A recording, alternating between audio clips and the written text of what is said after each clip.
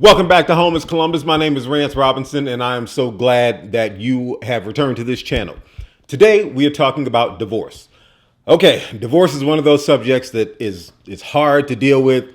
It's not fun, it's not friendly, but it's a real reality because people are getting divorced every day, according to the CDC. And so we're going to talk about that and what divorce looks like and how you and your spouse, if you are in this predicament, if you're in this stage of life where your marriage is not working out, but you got a house that you own and you got to figure out what to do, I'm here to help you. So if you are planning on getting a divorce here in Central Ohio or you're in that phase, I would love to help you. So before we get into all of that, what I would like you to do is hit the subscribe button. I would also like you to like this video. I'm here to add value to you because your mind is probably already going. There's a million things that you got to do and you got to deal with.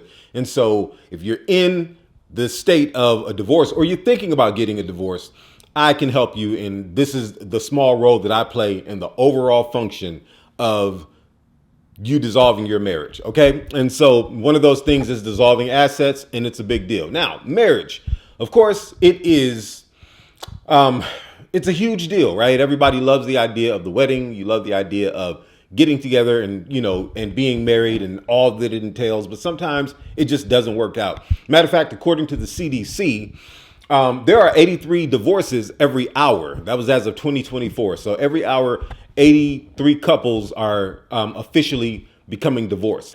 Divorce happens, and you got to figure out how to get through this divorce and do everything that you can so that you can divide this asset. All right. And so let's talk about that right now. All right. So the hard advice is you're literally breaking apart, but you have to work together. That's what this is. And in a real estate transaction like this, of course, there's going to be disagreements. It's depending on how the divorce, the circumstances surrounding the divorce, it's going to be harder to work together. And that's where an intermediary like myself, I can come into play and be the buffer between both of you. I would make sure that I speak to both of you, make sure we're both on the same page in this transaction to make it as seamless and easy as possible. Okay, so that's one of the things, and that's one of the reasons why an agent is going to be your best friend in this transaction, especially if you allow me to stay neutral. So allowing me to stay neutral means that you are not spilling the issues of the divorce onto me, because my goal is not to take sides. I'm not going to be on one person's side or the other person's side. But what I am here to do is to make sure that I'm the bridge between you handling this last piece of business that will allow you to make some money and start your life over. All right. So you have to determine your strategy, right? You have to figure out and know what's going on before. So before you actually get to me, one thing that you want to do is determine your strategy.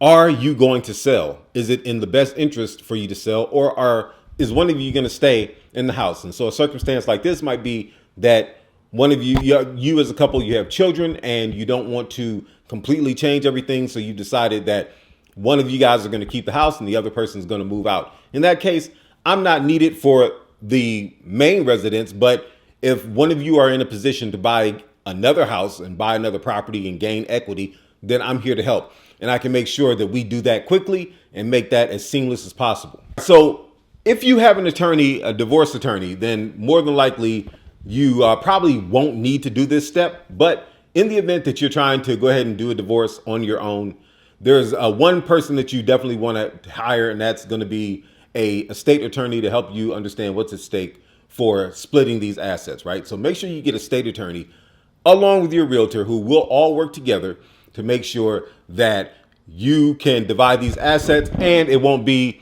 as much of a hardship as it seems like it was going to be, right? So make sure you get an estate attorney. There's plenty here in Ohio, especially in Columbus, in this area. And I will make sure that I work with you on helping you understand the ins and outs of all things real estate related. And then your estate attorney will help you understand everything that's related to the ins and outs of the transaction, what that looks like, working with the courts and all of those things, right? Okay, now in this one, now I have great partnerships in this, but we want to get an appraisal. So the next step is we're going to get an appraisal. You've hired me as your realtor, okay? You figured out that, okay, we're going to sell the house.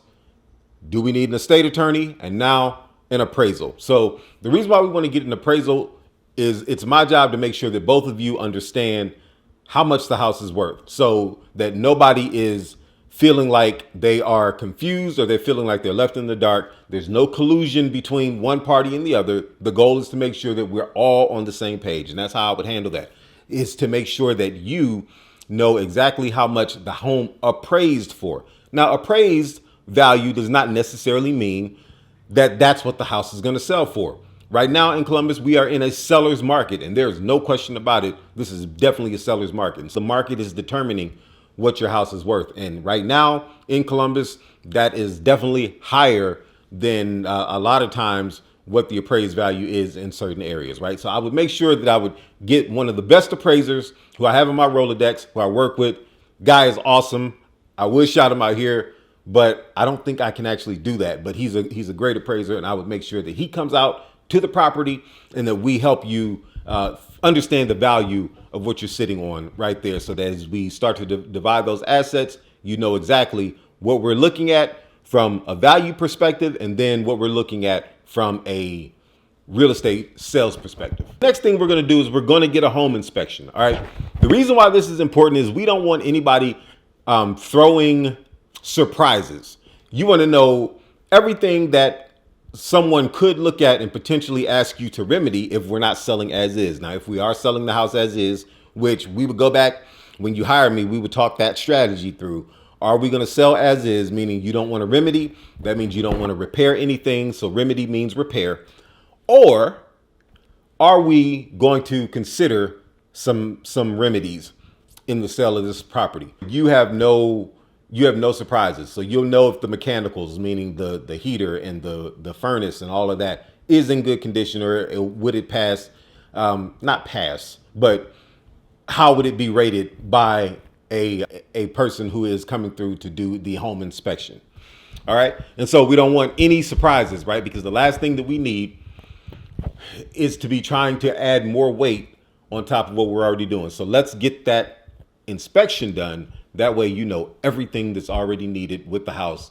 You may live in a brand new house. Maybe you just got a new build and you've been in it for 6 months. Trust me, an inspector is going to figure out something wrong with your house. That's just the nature of the game. And then we can determine and game plan on if it's worth even touching. And more than likely, it probably isn't.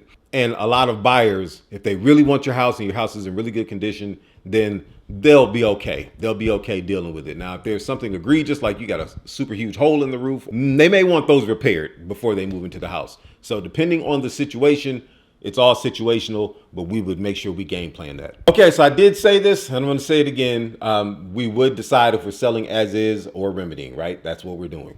Now, the other part to this is depending on the stage that we're at in the divorce. So if you decide to sell at the beginning, or you guys are deciding to sell while married, and then you're going to, divorce afterwards, a divorce decree may be in play. And a lot of times in a divorce decree, there may be an instance where the judge decides that someone needs to keep the house or someone is going to get a certain percentage. So if, one of you is the breadwinner and you are, paying for the assets, and maybe you have a prenup or you have some document or something like that in your marriage, we have to go with the decree and what the court says. And then we have to figure out and work with our title company and all of those people to make sure that everything is done the way the court has decreed it. So court decrees, we will not supersede that, but we would do everything we could to work within that. So the next thing that we need to do is we need to prep the home. Depending on the situation of the divorce, I know you may not want to work together right now, but we got to work together right now. And a big part of that is decluttering the home, making sure that everything is in a good condition. It's a clear condition, so that when people, buyers especially, come through and they walk through the house, we want to make sure we're showing them a house that they can imagine themselves living in. The better that we do this, the faster you will sell. So that means if you don't want to clutter, if you don't want to put the work in to get the house cleaned out, or to make sure that the house feels like someone else can see themselves there, then the longer we're in this. And that means the longer you two have to deal with each other. And that's not the goal. We want to do a quick sell. We want to get this thing on the market, and we want to make sure that we're knocking this out and getting you guys split up within a couple of weeks of getting it on the market. Days on market right now, we're still hovering around 20 to 21 days. which is not a long time, but I've put houses for sale on the market. Man, I've gotten them in contract in 6 days. Okay. And that's in 2025. I think I sold a house recently. I didn't even get a chance to put it in contract. And we got rid of the house, and it was great. It was those are the type of deals you want. And so I don't promise that that's always what's going to happen, but it's my goal to make sure that we get a quick sale going because the market is ripe for that. Okay, and our next step is making sure that we sell the house. A lot of times in these types of situations, you don't want people all in your business.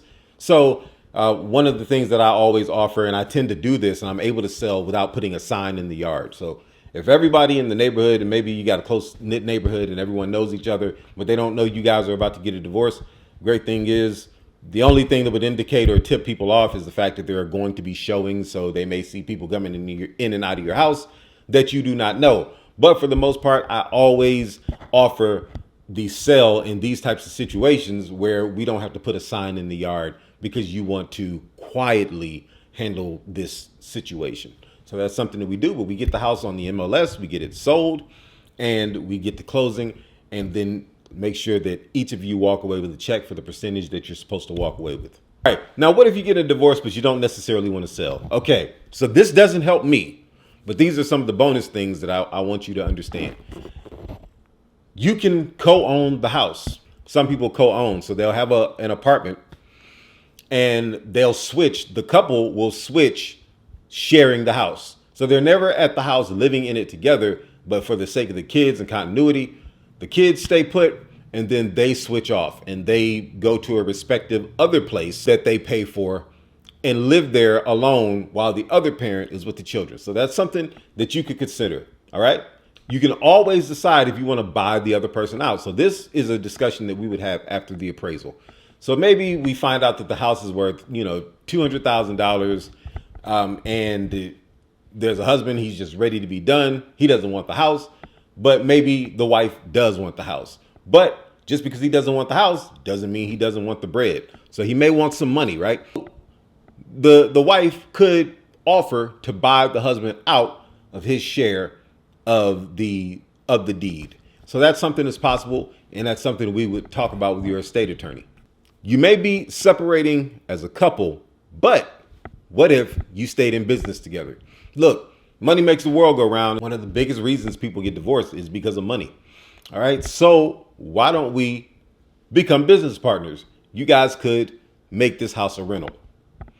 That's always possible. You make the house a rental and then you split the profits that come from that if there is profit. So keep that in mind as an option.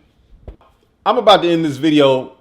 I'm going to go give my wife a hug because divorce, the thought of it it makes me sad. So, we do marriage content and things like that in other spaces. And so one thing that we do is we love to champion marriage, but we understand that oftentimes people change, situations change, and everyone doesn't stay together. And that's realistic. And so because of that, I want to make sure that you have all the information that you need pertaining to how to do this. So you can always go to homeiscolumbus.com/freebies and download the checklist that I have for you. If you guys don't want to try to figure out and work on this together, and oftentimes in a divorce, one spouse does not want to work with the other spouse, but somebody has to get it done. We can make this happen. And there's a freebie for you to grab and get the download.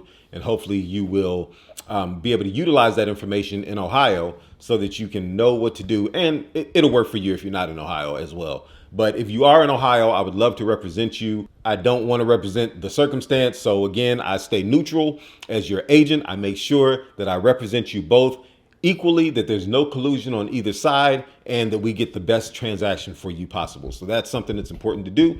And I hope that you will look for me in the description below. There's information on how to contact me, and therefore we can get started on the process of making sure that you have all the help you need in such a tough situation. Someone like myself who will handle this with care. I will handle you with care because it's important that we're able to do everything that we can to make the transaction go well for you, and especially if you have children and all of that, right? So sellers, if you need help with this because you are getting a divorce, make sure you go to www.homeiscolumbus.com.